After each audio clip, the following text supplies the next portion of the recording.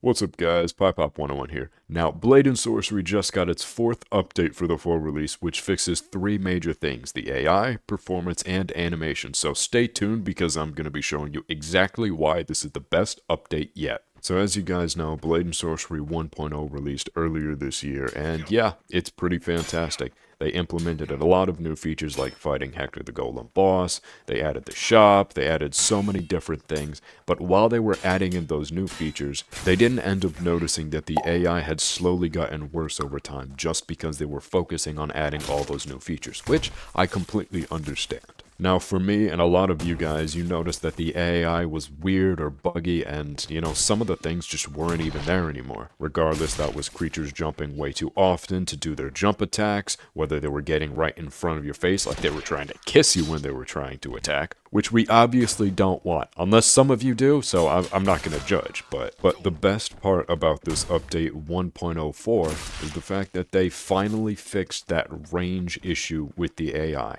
Now just keep in mind, it works for all weapons, except it's not the best with weapons that are smaller, for example the little knives or the little daggers that we have, or the little throwing axes. Now for weapons that are medium to larger, it works a lot better. For example, all the short swords, the long swords, those work perfectly fine. It's just with the smaller weapons, they still sometimes get a little bit close to you, as you guys can see from this, but honestly, it is way better than before. Even in the update 1.03, which they released a couple months ago, they said that they had fixed the AI, but now this actually fixed all the AI issues, the range, the pathfinding, everything related to the AI. So hopefully from now on, we should have no more problems with how close the AI is getting, and we shouldn't need any more mods to fix that. And for those of you guys that have been around for a while and remember the animation overhaul in U11, it is essentially like that, like how the AI had been solely focused on back in U11 to get that update coming out.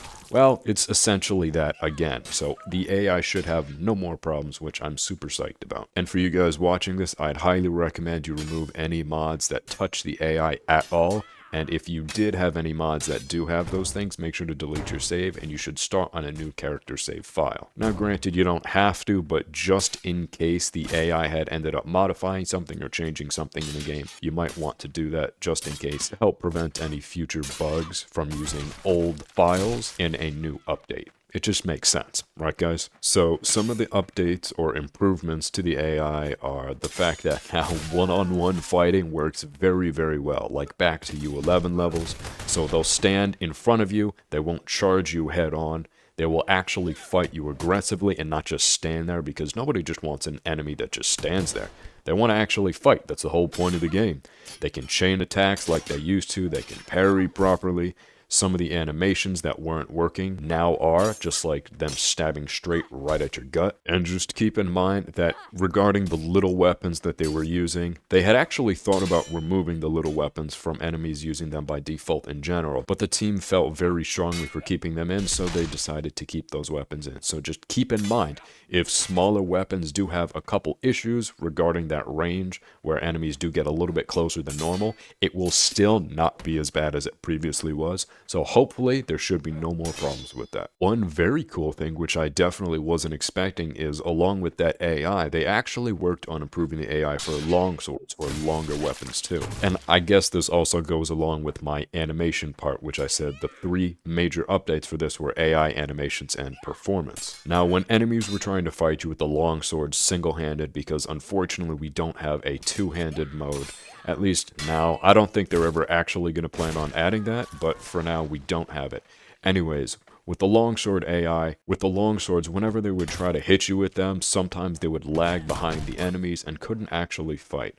So their solution, which they typically do not try to do, but it worked perfectly for this, is just decreasing the speed of the animations when you are swinging a longer weapon like those longswords. It just makes it a heck of a lot better, because when I fight an enemy with a longsword or like a long lightsaber from the Outer Rim mod, I want to be able to actually fight them and, hit their swords or hit their sabers with my weapons and block them properly, especially with the longer ones like Kylo Ren's and the ancient lightsabers, some things like those. But I absolutely love the fact that I can fight a giant enemy like Kratos and his axe, and then there's no more problems because he can actually swing and try to hit me in the face with it. Now, along with the longsword updates and AI in general, for those of you guys that remember the patch in 1.03 where they updated the shield, they actually did it again. Now, this time they did it a lot better, where the shield bash AI is finally working much better, and it doesn't try to start off shield bashing you over and over and over again.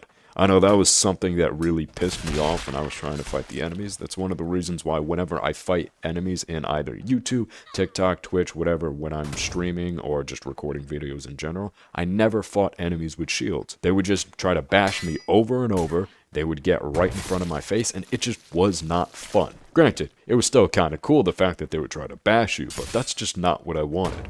But in this update, they finally fixed it again, where they're not trying to bash you constantly. They actually keep their distance, and they don't start off bashing you immediately. Not to mention, the shield follows your weapons much, much better now, especially on the higher brain tiers, or I guess the higher difficulty of enemies. And the very cool part about it is the fact that instead of just updating that, they made it so that they can chain attacks much better with the shields, like attacking with the swords, then going into a shield bash, doing a round sweep with the sword. It's very, very cool. Granted, the shield tracking is still not perfect, but it is definitely much better than it previously was, and it works so much better though. I just absolutely love it. Another one of the updates was the animations. I did just talk about it a little bit, but now we finally have the death animations that actually work again. In update 1.03, they learned that the death animations just stopped working completely, but now in 1.04, they finally work again, so we can actually fight enemies, kill them, and then,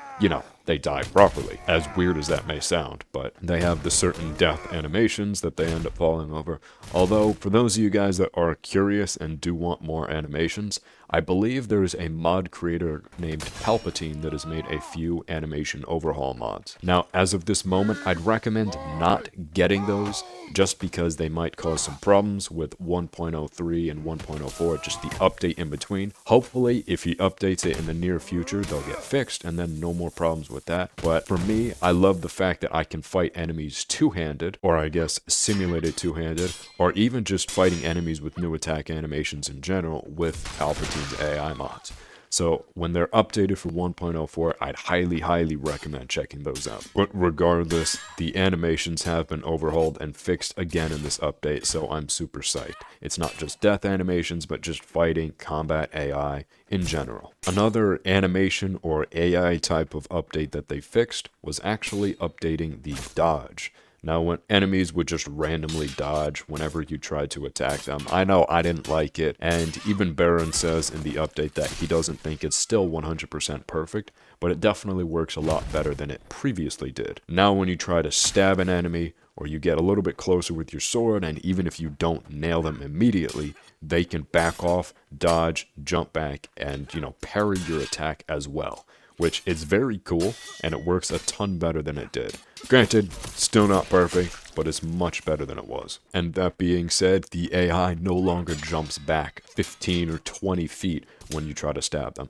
They just do a quick, maybe 2-3 steps back, or roughly 4 or 5 feet, so they give enough space from a dodge while deflecting your attacks. It definitely looks a lot better, and it's just a lot more fun to fight enemies with this. Along with that, they also updated when enemies fight with 2 weapons. Not two-handed, but 2 weapons in general. For example, when an enemy is fighting with 2 different short swords or 2 daggers, something like that. Now, the AI was a big problem with that, just because 2 weapon animations are apparently not very well suited for VR, according to Baron and the team.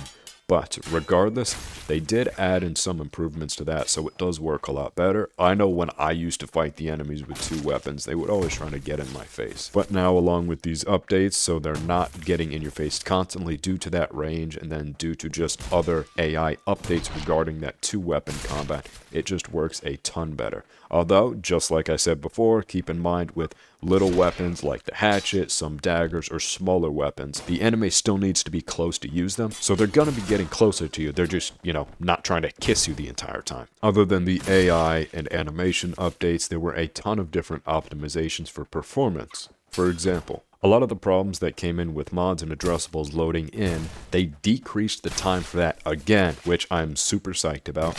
Not to mention, I know some of the bigger problems that you guys typically have are relating to the build size of the mods. There's memory usage and memory leaks, so over time when playing, there starts to get more and more and more lag. I know despite having a pretty decent computer myself, I still end up experiencing that. But aside from the code optimizations, that is something that is huge, because I know I want to play for sometimes hours on end, especially when I'm streaming for you guys live. I don't want the game to lag or slow down for anybody. Not me, not you. So that is something that I'm very, very psyched about. They also improve performance when you're fighting Hector the Golem. When you're trying to attack him, it just improves performance a ton. And just for you awesome people that are watching this video right now, if you do enjoy the content, don't forget to leave a like, comment, subscribe, whatever.